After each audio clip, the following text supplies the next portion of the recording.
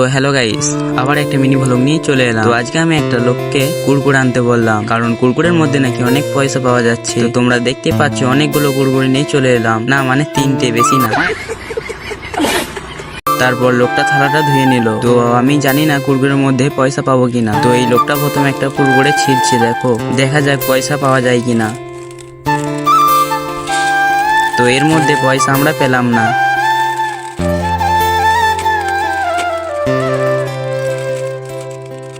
তারপর আমি একটা কুরকুরে ছিঁড়লাম, এর মধ্যেও কিছু পেলাম না।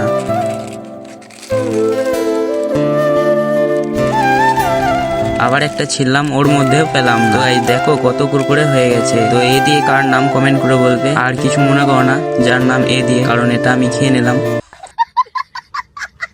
তারপর দেখছি যে রয়েছে, তো যে দিয়ে যার নাম কমেন্ট করে বলবে, আর তুমিও কিছু মনে করো না কারণ এটাও আমি খেয়ে নিলাম। তো তোমরা যদি কেউ কুরকুরে খাও কমেন্ট করে বলবে। তো আজকে মিনি ভ্লগটা এখানে শেষ করছি।